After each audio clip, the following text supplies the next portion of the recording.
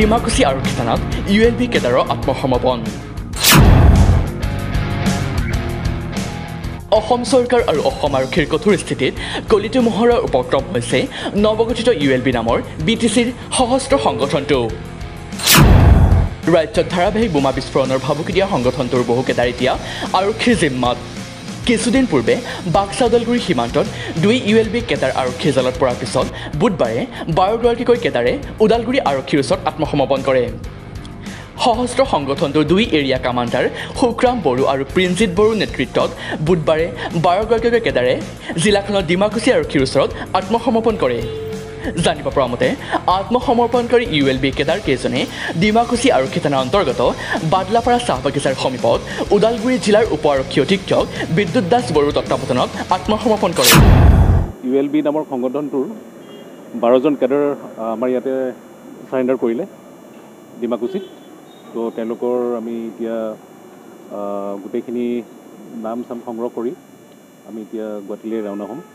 তো আমি ফাৰ্ডাৰ আমি হেৰি অৰ্ডাৰ কাৰণে আমি ৰখি আছোঁ আৰু তেওঁলোকৰ লগত এটা হেণ্ড গ্ৰেনেড জমা দিছে আমাৰ ওচৰত।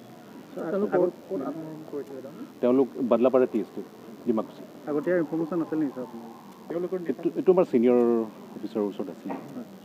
কোনোবা লিডাৰ হিচাপত তেওঁলোকৰ প্ৰিঞ্জিত বুলি এজন আছে, শুক্ৰাম বুলি এজন আছে, তেওঁলোকো আহিছে। ওদালগুৰিৰ আছে দুজন আছিলে নেকি? দুজন আছে নেকি? বৰ্মন এজন আছে। এতিয়া আমি সোধপোছ কৰিম তেওঁলোকক তাতে।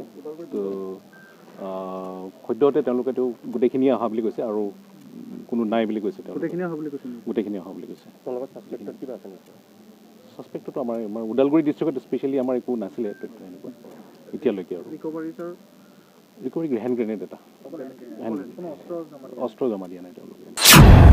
ULBৰ সদস্যকেইজনে আৰক্ষীৰ ওচৰত এটা হেণ্ড গ্ৰেনেড জমা দিয়ে।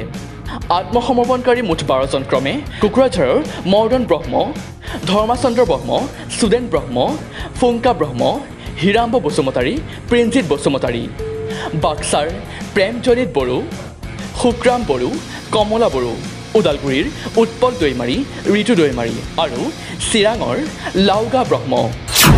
ইতিমধ্যে আত্মসমৰ্পণকাৰী কেডাৰ আটাইকেইগৰাকীক গুৱাহাটীলৈ প্ৰেৰণ কৰা হয়। ডিমাকুচিৰ পৰা অতুল বৈশ্যৰ ৰিপৰ্ট, দৰ্শন নিউজ।